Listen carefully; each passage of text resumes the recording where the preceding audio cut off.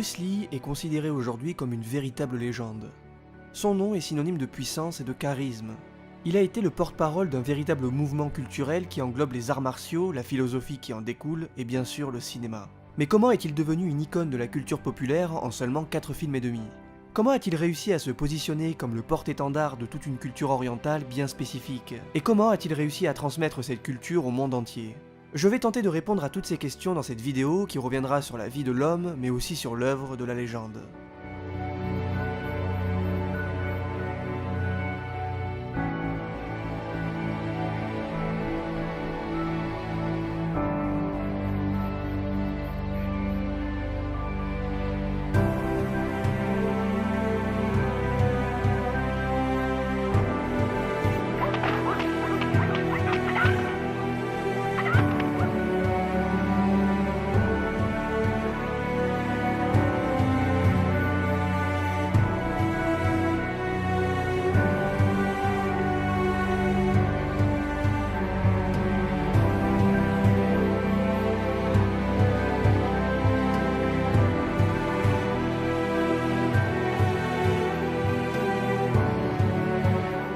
Bruce Lee naît le 27 novembre 1940 à San Francisco. Son père, un comédien de théâtre hongkongais, va très vite l'initier à la comédie, mais également aux arts martiaux. Il commencera sa carrière cinématographique en jouant les nourrissons à l'âge de 3 mois, puis enchaînera les petits rôles jusqu'à son premier rôle majeur à l'âge de 8 ans dans le film The Kid, aux côtés de son père. On peut d'ailleurs déjà lui attribuer dans ce film un certain penchant pour la bagarre.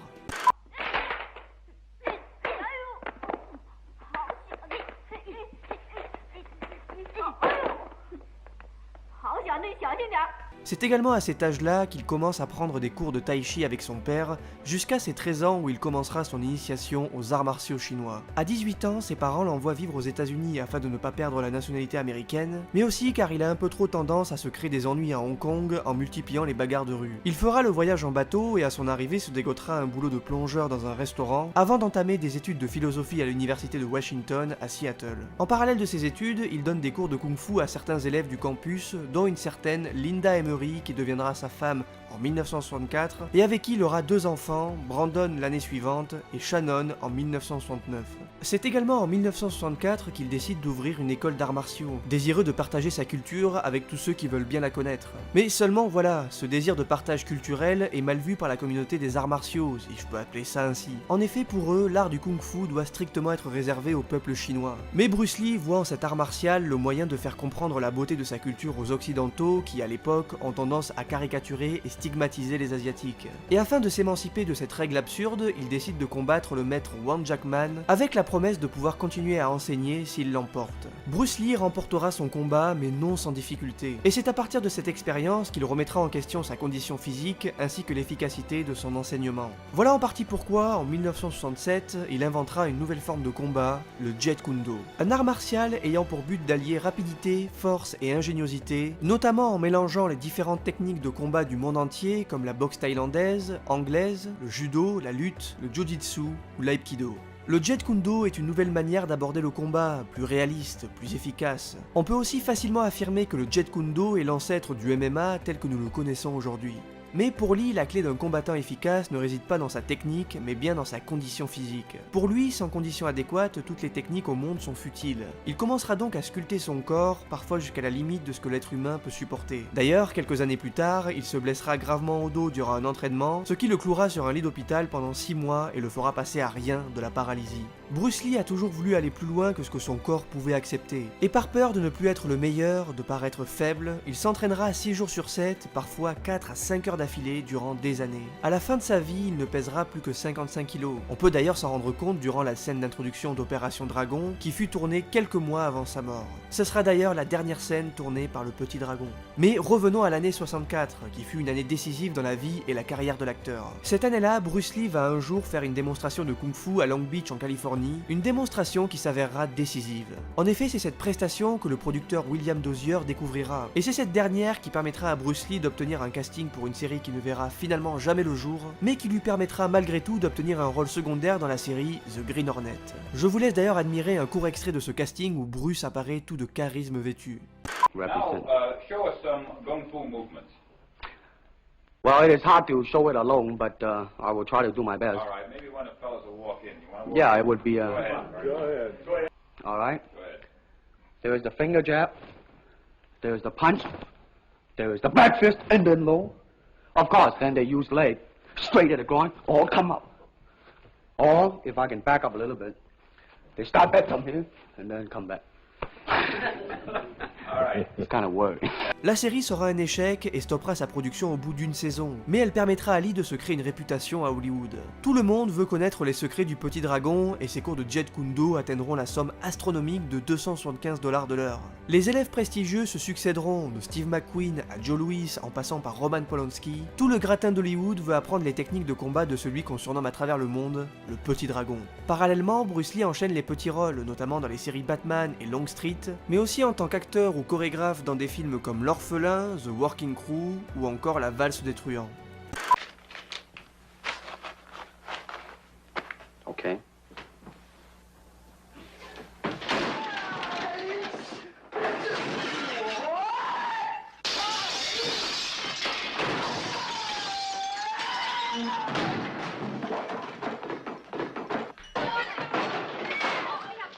Mais malgré ses aptitudes exceptionnelles, le cinéma américain ne propose à cette époque que des rôles extrêmement caricaturaux aux asiatiques. La mixité n'est pas le point fort d'Hollywood dans les années 60, les premiers rôles étant la plupart du temps donnés aux hommes blancs. C'est d'ailleurs pour cette raison qu'il se verra refuser le premier rôle de la série Kung Fu, qu'il a pourtant créé et mis en page afin de mettre en avant la philosophie des arts martiaux, mais dont le premier rôle sera finalement donné à un acteur occidental. Bruce Lee commence alors à perdre espoir. Sa carrière à Hollywood ne parvient pas à décoller comme il le souhaiterait, et c'est surtout dû à ses origines qui l'empêchent d'accéder à des rôles prestigieux.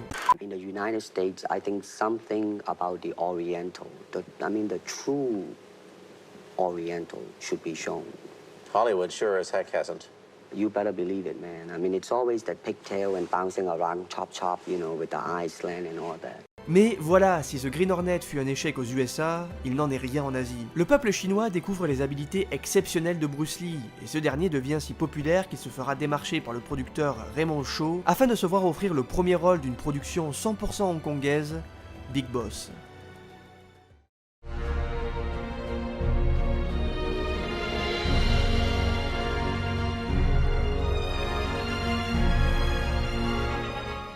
Sorti en octobre 1971 à Hong Kong et en mai 1973 en France, Big Boss est le film qui propulsera Bruce Lee au rang de star. Il raconte comment un Hongkongais débarquant en Thaïlande va devoir enquêter sur une série de meurtres impliquant son employeur et ses collègues de travail. C'est un des premiers films à mettre en avant les arts martiaux de manière réaliste. Et bien qu'il soit à l'origine du mythe de Bruce Lee, on va pas se mentir, il ne s'agit clairement pas de son meilleur film. C'est même sans doute le pire. Ce drame social ne parvient pas à atteindre les sommets dramatiques qu'il s'est sans aucun doute fixés. La mise en scène, les dialogues, les effets visuels, tout ceci a extrêmement mal vieilli et se veut plus nanardesque qu'autre chose.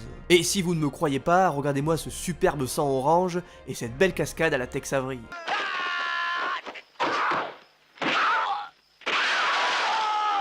Maintenant, c'est ce qui va définir le cinéma de Bruce Lee, qui se positionnera toujours entre le grotesque et l'épique. Grotesque dans les scénarios ultra manichéens et pas très recherchés, et épique dans la présence quasi divine de l'acteur. Le problème principal de ces films, c'est qu'ils sont plus au service de Bruce Lee que l'inverse. Tous ces projets auxquels il a pris part ne gravitent qu'autour de sa seule personne. C'est lui le projet, lui l'intérêt principal. Sa filmographie n'est qu'un prétexte pour mettre en avant ses aptitudes physiques exceptionnelles et son charisme à toute épreuve. De là à dire qu'il s'agit du premier actionneur de l'histoire du cinéma, il n'y a qu'un pas. C'est donc la présence de Bruce Lee qui sauve Big Boss. Il jouit d'un charisme tellement imposant qu'on ne voit que lui. Et quand au bout d'une heure, il décide enfin de passer à l'action, là tout devient évident. Ce qu'il fait est unique. Sa manière de se mouvoir, ses coups, ses cris. Vous avez sans aucun doute déjà vu ou entendu ça dans d'autres films. Mais c'est ici que tout a commencé. Le film se veut relativement violent pour l'époque, à tel point qu'il fut interdit aux moins de 18 ans durant sa sortie dans les salles françaises. En effet, dans le film, Bruce Lee se bat pour tuer, et il tue violemment. Mais cet excès de violence n'empêchera pas Big Boss d'être un succès commercial en Chine, ce qui permettra à Bruce Lee de pouvoir enchaîner avec un second film, La Fureur de vaincre.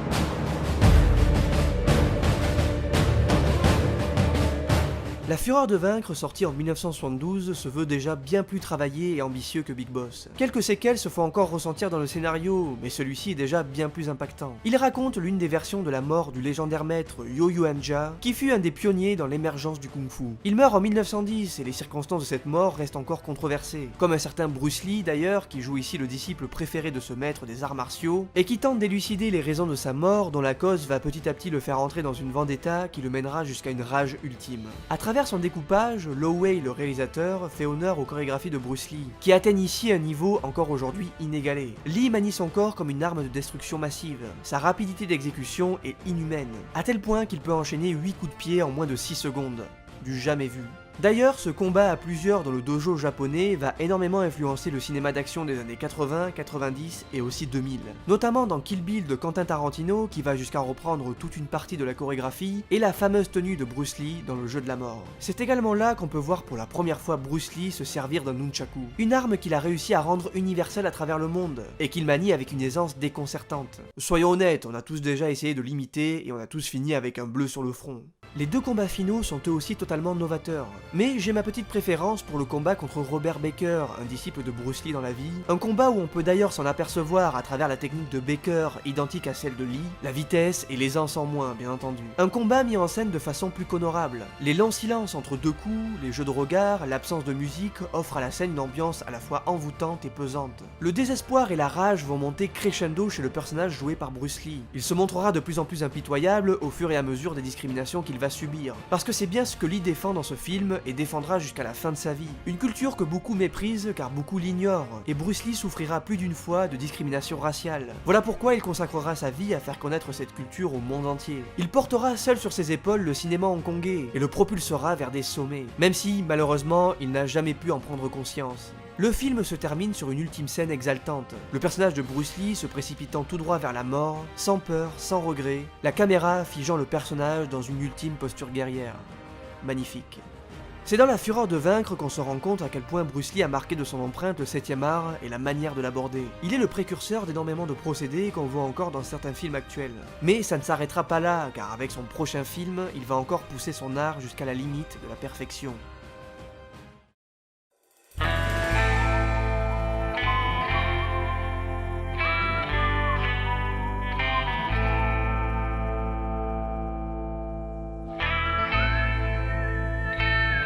Également sorti en 1972, La Fureur du Dragon est pour beaucoup le meilleur film de Bruce Lee. Un des plus gros succès de l'histoire du cinéma hongkongais et plus de 4 millions d'entrées en France à l'époque. On y retrouve les thématiques propres à la filmographie de l'acteur. Le héros solitaire qui vient en aide aux siens, persécuté par des antagonistes étrangers. Dans Big Boss, Bruce Lee débarque en Thaïlande et va déjouer les plans d'un trafiquant de drogue malhonnête. Dans La Fureur de vaincre, il revient chez lui après un long voyage et va devoir défendre l'honneur de son peuple contre la tyrannie japonaise. Et ici, dans La Fureur du Dragon, Tang Lung vient en Italie afin de venir en aide à un ami de son oncle, propriétaire d'un restaurant chinois et qui se voit subir des pressions par la mafia locale afin de vendre son établissement. Mais contrairement aux deux films précédents, même si l'intrigue navigue sur les mêmes thématiques, elle est ici traitée avec bien plus de légèreté. Tang Lung se bat mais ne tue pas, et quand il tue c'est dans la contrainte et non sans remords. Bruce Lee va également étoffer sa palette d'acteurs en nous présentant un aspect comique qu'il doit sans aucun doute à son père, lui-même acteur comique en son temps. Il avait déjà tenté la comédie dans La Fureur de vaincre, mais c'était plutôt malvenu au vu du sérieux avec lequel le scénario était traité. Qu'on soit agréablement surpris par ce changement de ton ou consterné par son jeu d'acteur, il n'empêche que Bruce Lee tente des choses, et personnellement je prends un petit plaisir à le voir cabotiner de la sorte. Son arrivée à l'aéroport de Rome en introduction m'a d'ailleurs fait penser au style de finesse, toute proportion gardée bien entendu.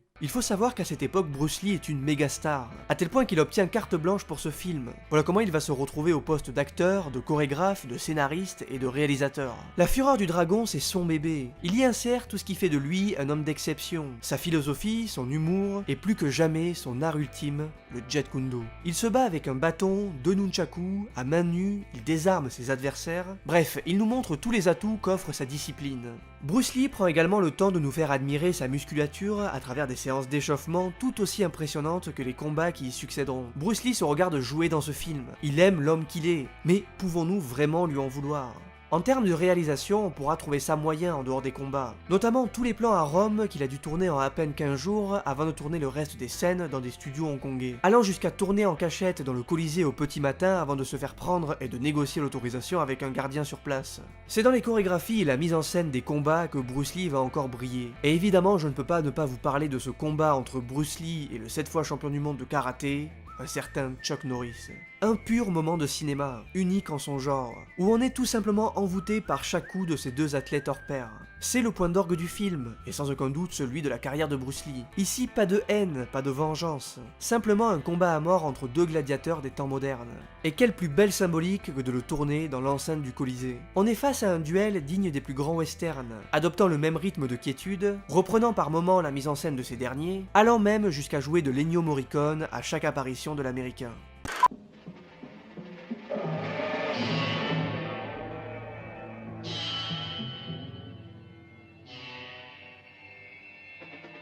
Qui joue ici de sa plus belle moquette? Ah ben non, finalement, j'ai rien dit. Cette scène est un monument du cinéma. Elle rejoint le panthéon des moments cinématographiques gravés dans le subconscient de chaque être humain. Et la renommée de Chuck Norris par la suite en sera aussi la cause. Après le succès retentissant de La Fureur du Dragon, Bruce Lee retourne derrière la caméra pour commencer le tournage d'un tout nouveau film, Le Jeu de la Mort. Mais il interrompra ce tournage afin de tourner en priorité la première production hollywoodienne qui décide de lui offrir un rôle titre, Opération Dragon.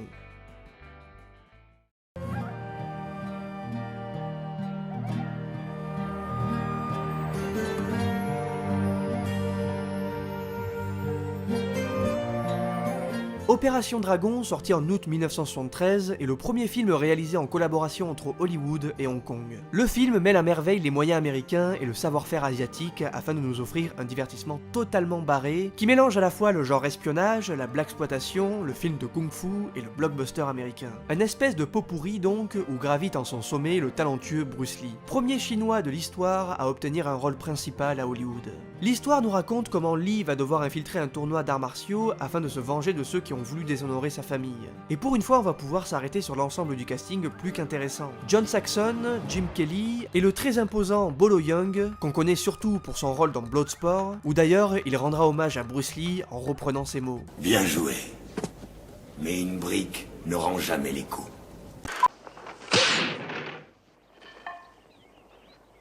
Le bois ne rend pas les coups.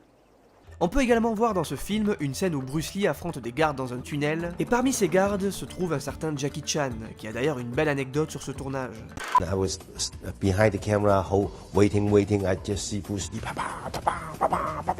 then I just run up, then boom, pa.